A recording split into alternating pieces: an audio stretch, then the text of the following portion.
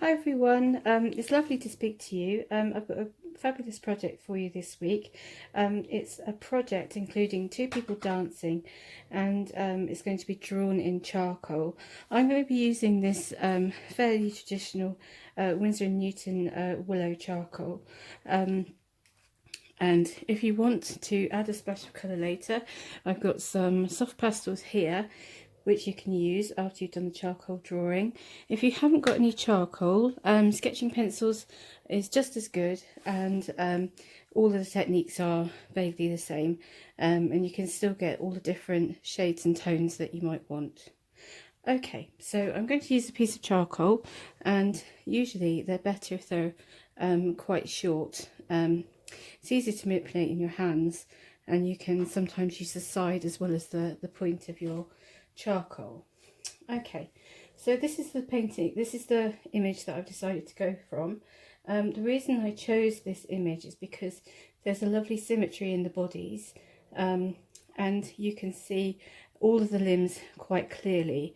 As you know, if you if you can't see something, then you get into making it up, and that's not good territory to be in.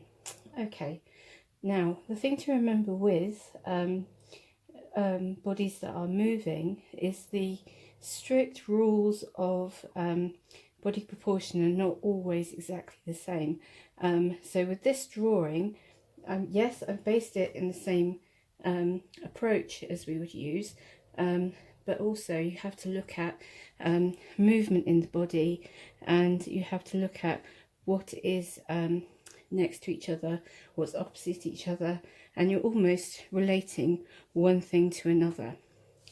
Okay, so when I started this drawing, what I did was I drew a very clear centre line down the middle, because there's a very definite line in between the man and the woman there, quite a good vertical straight line.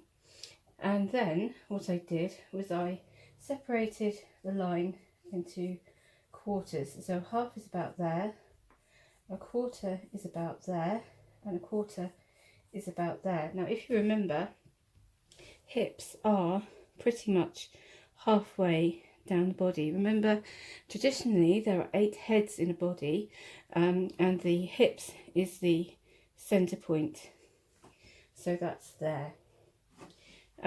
What I've used when I've looked at this picture, so this is my center point here, here, then separating into the top quarter, I've made this point here, so the line of the middle of the back of the man's shoulders and kind of the top of the chest on the lady there. To make my third quarter down from the bottom, that's lined up quite neatly with her knee there. Okay, so that's my first steps. Vertical line like this, a mark in the middle, mark for the top quarter, and mark for the bottom quarter, like that. Okay, now I found it quite useful to mark in various landmarks on the body. Whenever you draw a figure, usually what you do is you find the spine first, and this is where I would find my spines, and I would start to look at direction marks to kind of understand how the figures are moving. Okay, so this lady's spine comes through here and then curves out to the top of the head. It's important to make that in a fluid mark, so it all kind of holds together with your drawing like that. It will make your bodies fluid, and again not too wooden. With the male spine, the spine would come like this, curve for the shoulders, and then it would come down and it would come to the top of the bum there, like that, and then through the neck, and then through the top of the head there. And that's what I've created here, like that. Okay, I found this really useful, this line here, to show the hips of the lady, and I've come out to the side like this, and I've almost got an echoing mark on his shirt as well. So I've created that line as well.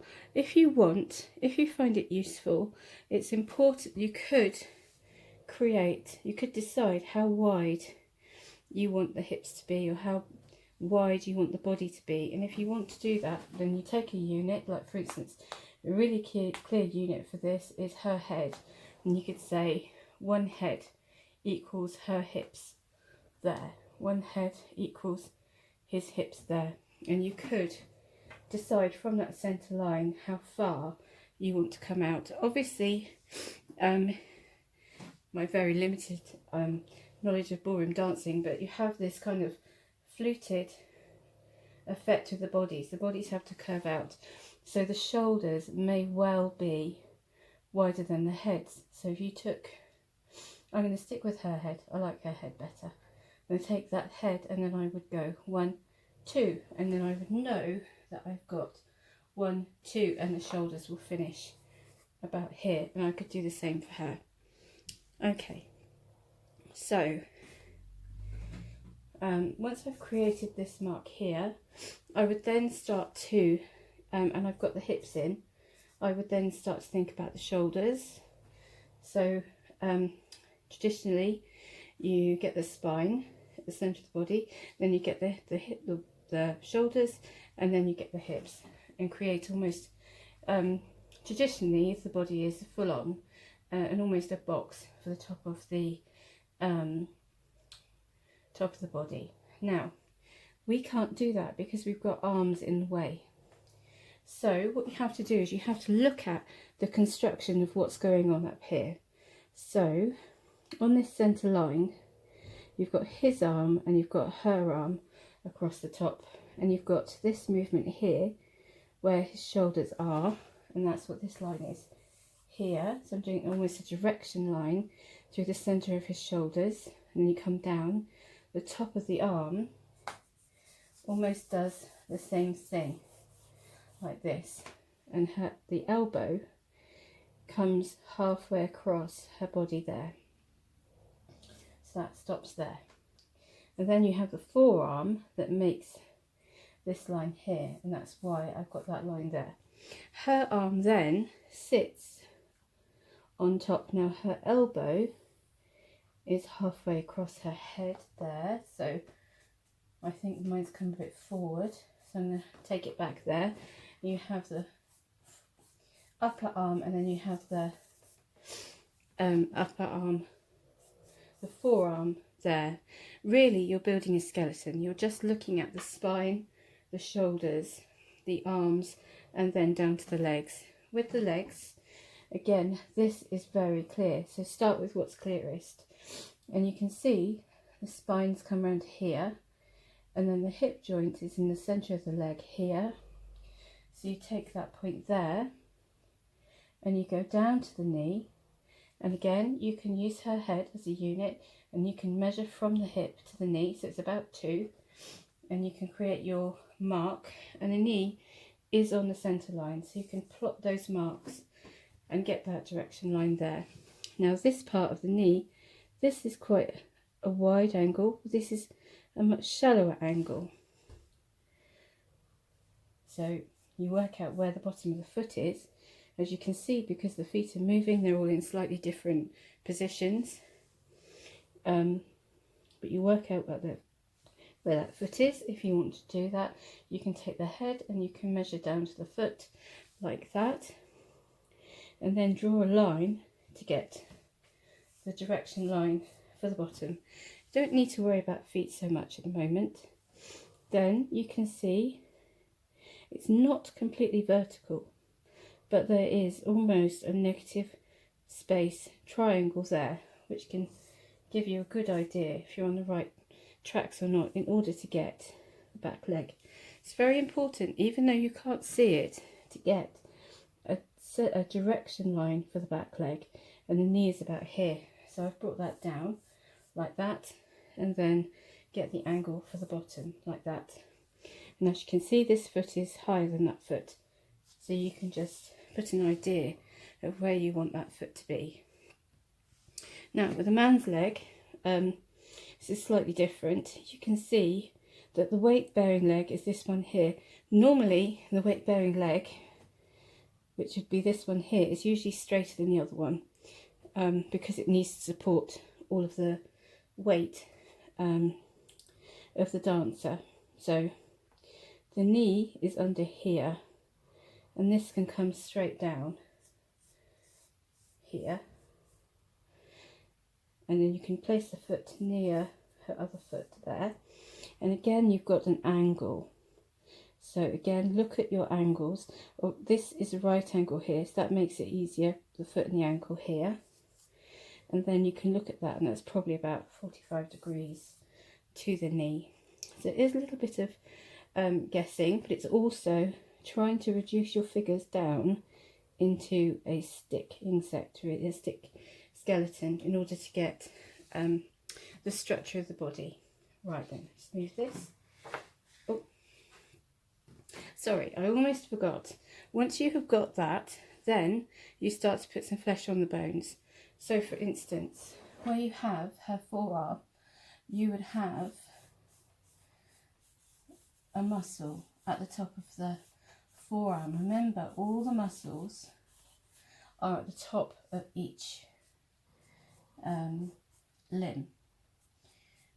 So really what you're trying to do is, one piece by one piece, get some shape into your body. Got the direction of the body coming down, and you've got the rounded shape here, and then following this leg down, you've got more of a muscle here. I'm just going to put a circle for a knee at the moment.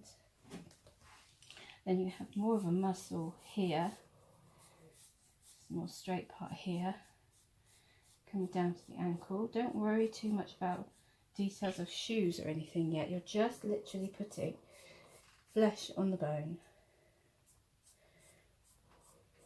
So your direction lines should be the centre line of each of those parts of the body.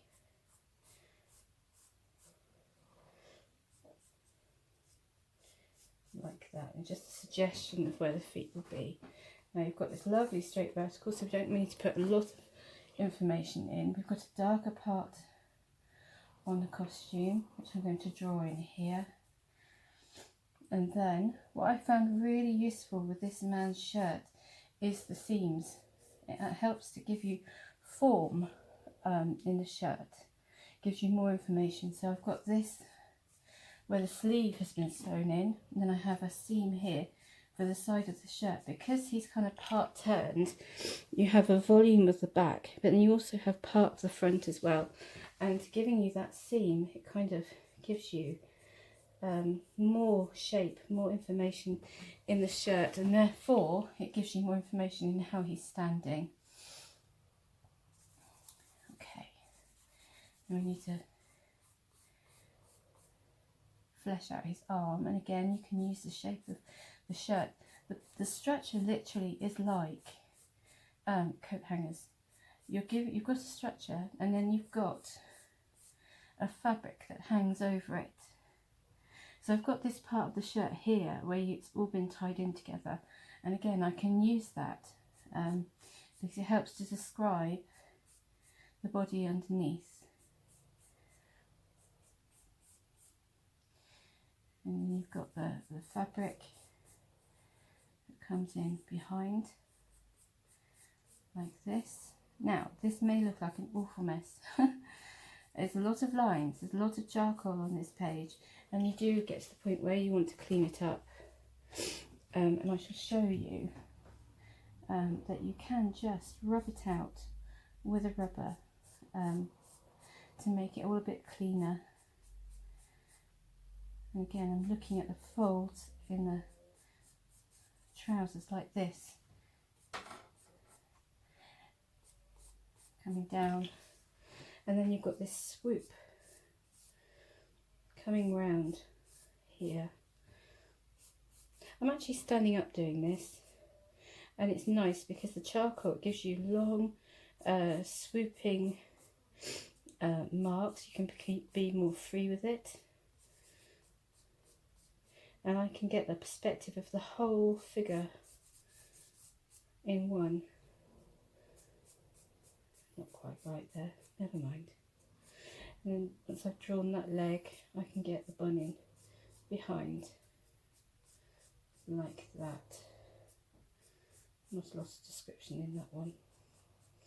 Okay, so you literally start putting some flesh onto the bones of your figures. I'm going to put, this is a nice trick, and it gives you an attitude of how the head is how the head is facing, where the eyes are, where is the person looking. I'd probably actually have her looking a little more that way than straight ahead.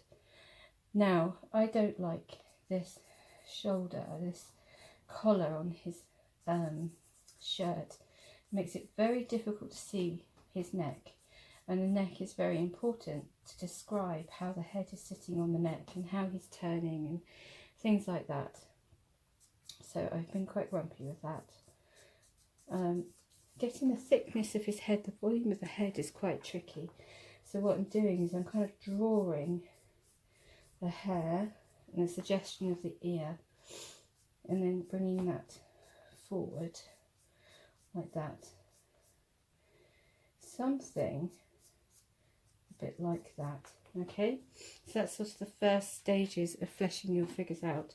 And you can take your rubber, and if there's anything like, I've got a big fat direction line going through this leg, I can then rub it out and make it clean, or you can smudge with your fingers as well.